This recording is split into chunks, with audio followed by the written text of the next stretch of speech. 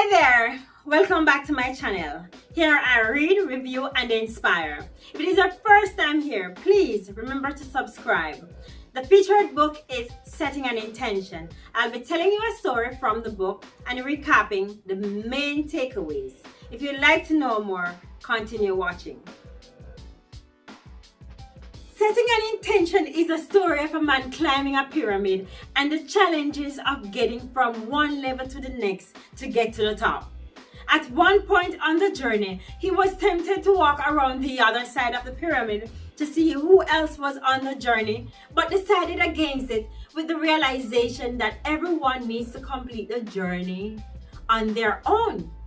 That if he were to connect with someone, that could delay or halt the progress of completing the journey, and the connection would not be what it would be had they both completed the journey. The challenges that he overcame at each level made him aware that he was becoming the best version of himself. He was excited to get to the top because he knew that the people at the top would have also completed the journey and they would be willing and ready to engage at the level he is at. Because there is no way they could have made it to the top without having done the work on themselves, for themselves. As he made his way up the pyramid, content in himself and the acknowledgement that a way would be created, he noticed footprints for him to follow. The mark of people who had trod the path before him. He looked behind and saw that he too was leaving footprints for others to follow. Each one teach one. As he continued, he was again faced with an enticement from the lower level that he had previously climbed. He started to give in to the impulse, but had a gut feeling that made him uneasy. So he paused in contemplation. He realized that was temptation to go back to a lower level and quickly corrected his step and continued on his journey to get to the top.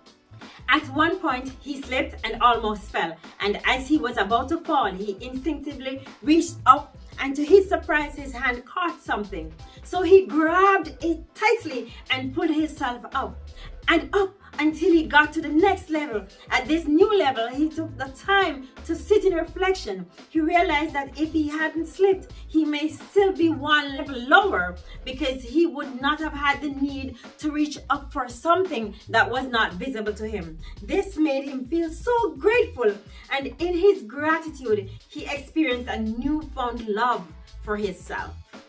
While sitting and embracing his new self-love, suddenly he saw someone coming towards him, but they hadn't seen him as yet. He stood up and they saw him, but they weren't excited to see him. They turned and walked the other direction. He called out, but they didn't respond. So in a second attempt to reach them, they told him they wanted nothing to do with him. His first reaction was to tell them a piece of his mind. But because he had been working on himself, his higher self also had a reaction. And that reaction was for him to say nothing, but instead walk away.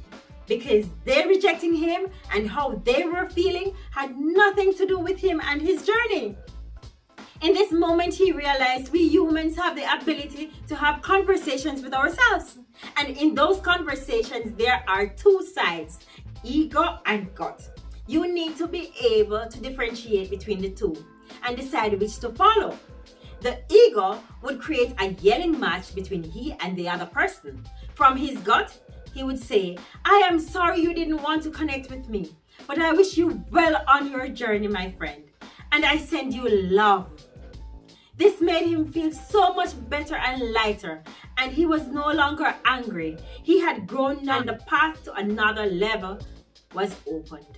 After that incident with the other person, he realized that he had made it to another level while he slept. He had been sleeping on an old carpet that he presumed was a magic carpet.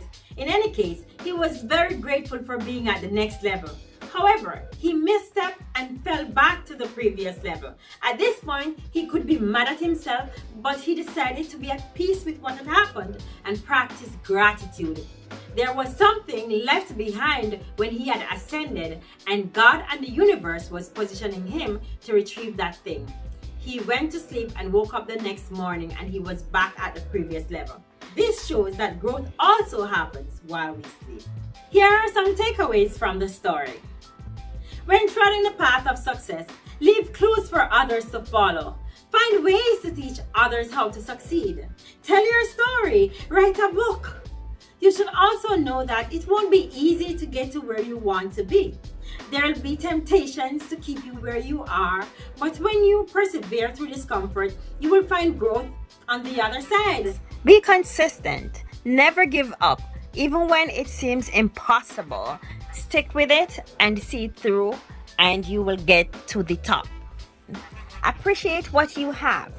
Abundance gravitates to gratitude, so be sure to practice gratitude, and gratitude will take you to the top. Next is to practice self-love. There can be no gratitude where there is no self-love. Love yourself enough to do what is right for you.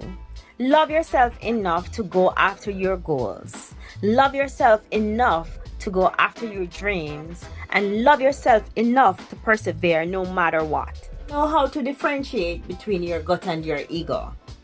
While you may never master your ego, you can silence it by letting your gut lead. Remember that your ego is operating from a place of fear. Check your ego at the door. Know how to listen to your gut, and know that your ego, in an attempt to keep you safe, will cause you not to take action and will stunt your growth. So, be consistent, find a way to help others. Appreciate what you have by practicing gratitude.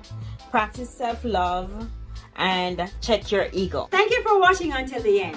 That has been my review of Setting an Intention. Until next time, take care.